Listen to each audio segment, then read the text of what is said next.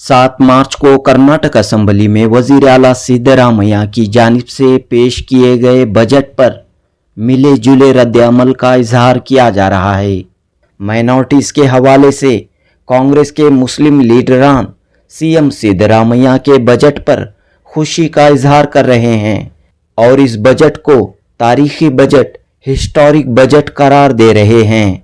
लेकिन मुस्लिम दानिश्वर कहते हैं कि इस बजट पर खुशियां मनाने की ज़रूरत नहीं है, क्योंकि 4 लाख करोड़ रुपये से भी ज़्यादा रकम के इस बजट में अक़लियतों की फलाह व बहबूदी के लिए 4,537 करोड़ रुपये मुख्तस किए गए हैं। भले ही माइनॉरिटीज़ वेलफेयर के लिए ये रकम अब तक की हाईएस्ट रकम है, लेकिन इस अलोकेशन पर ज़्यादा खुश होने की ज़रूरत नहीं है। Welfare party of India Karnataka के सदर एडवोकेट ताहिर हुसैन कहते हैं कि इस बजट पर ज़्यादा खुशियां मनाने की ज़रूरत नहीं है। वहीं सेंट्रल मुस्लिम एसोसिएशन के सदर फारूक महमूद ने कहा कि रियासत में कांग्रेस को इक़्तिदार में लाने में माइनॉरिटीज़ ने अहम रोल अदा किया है। माइनॉरिटीज़ की तरक्की, फलाह व बहबूदी के लिए हुकूमत ने जो कुछ कदम उठाए हैं वो काफ़ी नहीं है। कांग्रेस हुकूमत को मज़ीद इक़दामात करने की ज़रूरत है। जनूबी Hind news report.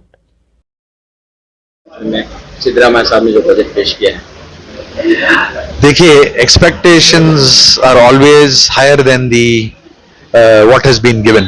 I think it is a good budget, but there is a lot that needs to be done for the minorities that has been promised and has not been delivered. We don't have enough representatives in the government, and though Muslims form a major population and a vote bank for the ruling party here, without the help of the minority community, I don't think this government would have been in power today.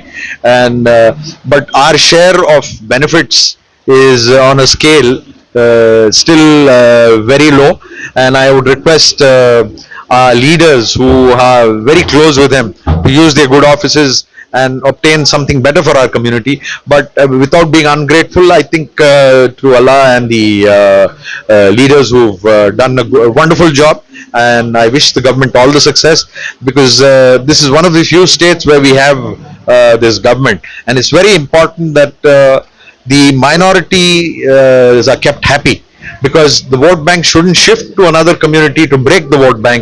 And I think the Chief Minister and his ministers should see this opportunity of empowering our people, not just the Muslim community, but bringing about changes that would help society and the common man at large. This is very, very important. Minorities welfare के लिए 4,500 करोड़ रुपए से ज्यादा amount allot की गई है, जो अब तक की हाईएस्ट अमाउंट कही जा रही है स्टेट बजट में। इस सिलसिले में क्या कहना है?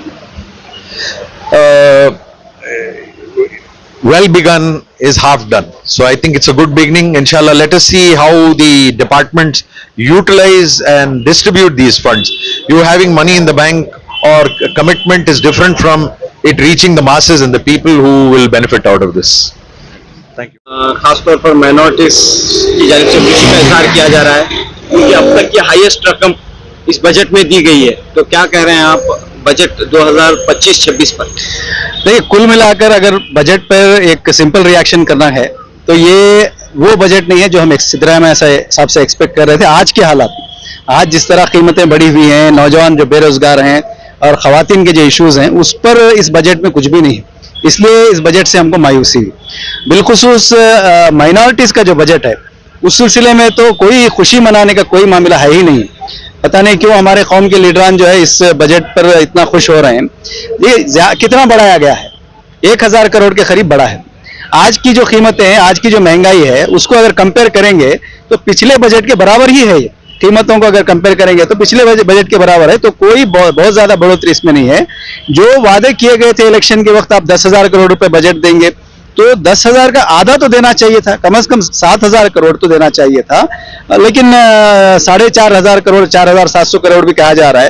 तो इतना बजट दे करके हमारे कायदीन इस पर खुश हो रहे हैं, जबकि दीगर कम्युनिटीज अपनी कम्युनिटी को जो हक मिलना चाहिए उसमें थोड़ी भी कमी होती है तो वो प्रोटेस्ट करते हैं, एहतजाज करते हैं, एतराज करते हैं। लेकिन यहाँ जो मामला ये है कि हम इस पर खुशियां मना रहे हैं, तो मुझे ये नहीं लगता कि ये बजट ऐसा कोई खासकर अक़लियतों के हक में कोई खास चीजें इसमें नहीं है। लेकिन इतनी रकम देने के बावजूद बीजेपी ने हंगामा मचा रखा है, ये हलाल बजट है, ये मुसलमानों का बजट है, ऐसी वैसी बातें जो बीजेपी की जानिब से सुनने को मिल रही है। देखिए, बीजेपी की तो ये एक तरह से आदत बन गई है कि वो हर इश्यू को मुस्लिम से जोड़ करके उसको, मैं तो ये कहूंगा कि वो बेशर्म हो गई है बीजेपी कि हर इश्यू को इस तरह से जोड़कर। अब देखिए, तमाम कम्युनिटीज का अगर कंपैरिजन किया जाएगा इस बजट में जो दिया गया है, तो उसमें सबसे लीस्ट है आखिरी में। वो टोटल जो 4.09 करोड़ का लाख करोड़ का जो बजट बनाया गया, प्रेजेंट किया है, उसमें 1% भी नहीं है।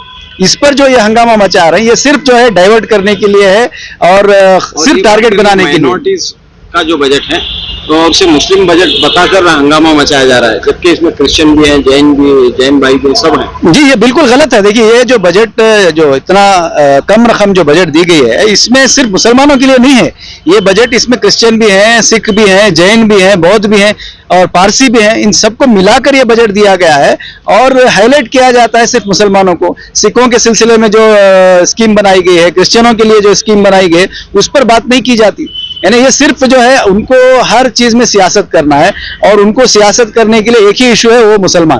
तो कोई भी इशू आए उस पर जो है मुसलमान का नाम उठाकर, मुसलमान को लेकर के बीजेपी कर रही है। तो बीजेपी तो कर ही रही है, लेकिन सवाल यह है कि बीजेपी के इस तरह के नैरेटिव बिल्ड करने पर कांग्रेस फौरन क्यों खौफजदा हो जाती है? कांग्रेस क्यों डिफेंड नहीं करती कि ये जो अक़लियतों को बजट दिया जा रहा है ये उनका हक है, उनको हम परसेंटेज से ज्यादा कम दे रहे हैं? ये कहने की पोजीशन में ना कांग्रेस के मेन लीडर्स हैं, ना कांग्रेस के मुस्लिम लीडर्स हैं। वो बीजेपी के नैरेटिव से खौफजदा हो जाते हैं और जैसे ही बीजेपी कोई मुस्लिम इशू छेड़ देती है तो वो स्कीमों को कैंसिल करने की हद तक भी चले जाते हैं।